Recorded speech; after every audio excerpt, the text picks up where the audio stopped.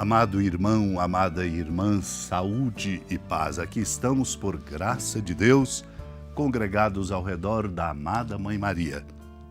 A mãe, discípula exemplar, porque abre o seu coração para sempre escutar a palavra santa de Deus. É por isso que temos que assumir o grande compromisso prioritário na missão da igreja, proclamar a palavra. E aqui começo lembrando São Columbano, um abade, que dava instruções para nos lembrar que Deus está em todo lugar, imenso e próximo em toda parte, conforme o testemunho dado por Ele mesmo. Eu sou o Deus próximo e não o Deus de longe. Não busquemos então, irmãos e irmãs, longe de nós a morada de Deus que temos dentro de nós, se o merecermos. Habita em nós como a alma no corpo, se formos seus membros sadios, mortos ao pecado. Então, verdadeiramente mora em nós aquele que disse: e habitarei neles, e entre eles andarei. Se, portanto, formos dignos de tê-lo em nós, em verdade seremos vivificados por ele, como membros vivos seus. Por isso o apóstolo Paulo diz: vivemos, nos movemos e somos nele. Quem investigará, pergunto, o Altíssimo e sua inefável e incompreensível essência? Quem sondará as profundezas de Deus? Quem gloriará de conhecer o Deus infinito que tudo enche, tudo envolve, penetra em tudo e ultrapassa tudo, tudo contém? Aquele que ninguém jamais viu como é. Por isso, não haja a presunção de indagar sobre a impenetrabilidade de Deus, o que foi, como foi, quem foi. São realidades indizíveis, inescrutáveis, ininvestigáveis, simplesmente, mas com todo o ardor. Vamos crer que Deus é para nós a força do amor. Por isso acolhamos a sua palavra santa. Naquele tempo, Jesus foi para o território da Judéia do outro lado do rio Jordão. As multidões se reuniram de novo em torno de Jesus e ele, como de costume, as ensinava. Alguns fariseus se aproximaram de Jesus para pô-lo à prova. Perguntaram se era permitido ao homem divorciar-se de sua mulher. Jesus perguntou: o que Moisés vos ordenou? Os fariseus responderam: Moisés permitiu escrever uma certidão de divórcio e despedi-la. Jesus então disse: foi por causa da dureza do vosso coração que Moisés vos escreveu este mandamento. No entanto, desde o começo da criação, Deus os fez homem e mulher. Por isso, o homem deixará seu pai e sua mãe, e os dois serão uma só carne. Assim já não são dois, mas uma só carne. Portanto, o que Deus uniu, o homem não separe. Em casa, os discípulos fizeram novamente perguntas sobre o mesmo assunto. Jesus respondeu: quem se divorciar de sua mulher e casar com outra cometerá adultério contra a primeira. E se a mulher se divorciar de seu marido e casar com outro, cometerá adultério. Amado irmão, amada irmã, Jesus trata esse assunto importante e fundamental, conforme narra-nos o evangelista Marcos no capítulo 10, a caminho para que os discípulos aprendam a verdadeira direção da vida, o verdadeiro sentido do compromisso que somos chamados a assumir e da fidelidade que devemos, custe o que custar, a aliança que selamos com Deus e entre nós. Por isso fala aí do matrimônio. A dureza de coração levou Moisés, lembra Jesus, a permitir o divórcio. Nós somos chamados a construir a nossa vida como alianças.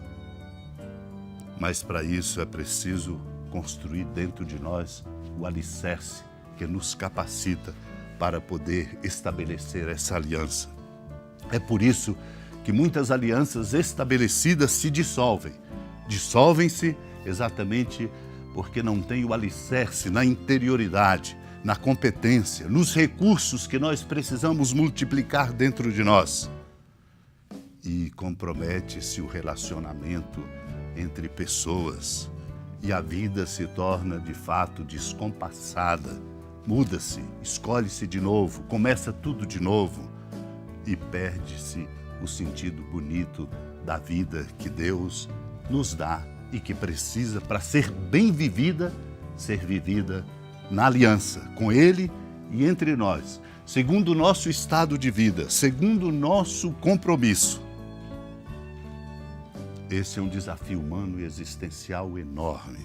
Por isso somos chamados a compreender a nossa família como núcleo fundamental e vital para a vida da sociedade e da igreja, e nos preparar, e preparar aqueles que vão assumir o compromisso do matrimônio, de fato a estabelecerem alicerces interiores que lhes deem a condição de viver a aliança do matrimônio e de viver a fidelidade daí decorrente, para que nós possamos, como sociedade, contar com a referência bonita e fundamental da família cristã, por nós entendida como célula vital para a sociedade, mas também como grande força, igreja doméstica, como compreendemos, para a vida de nossa igreja, lugar, escola do amor e escola da fé.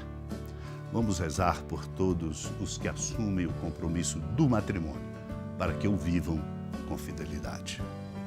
Hora da piedade, Mãe Virgem do Cristo Deus. Lembrai-vos, ó piedosíssima Virgem Maria, que nunca se ouviu dizer que alguém daqueles que, tendo recorrido à vossa proteção, implorado a vossa assistência e reclamado o vosso socorro, tenha sido por vós desamparado. Animado com igual confiança, a vós recorro, ó Virgem das Virgens, e gemendo sob o peso dos meus pecados, me prostro a vossos pés. Não desprezeis as minhas súplicas, ó Mãe do Verbo encarnado, mas dignai-vos de as ouvir propícia e de me alcançar o que vos peço.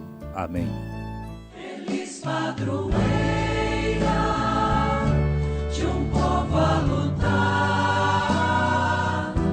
a gente mineira te quer exaltar, não só lá na serra, tu és esplendor de toda esta terra, também és fulgor. Amado irmão, amada irmã, saúde e paz.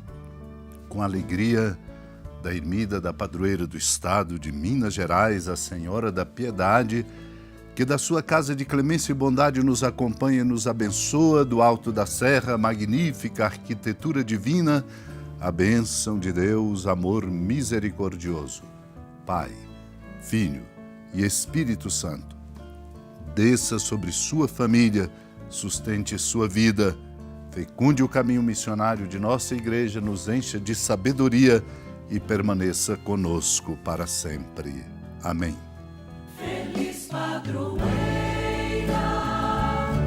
de um povo a lutar, a gente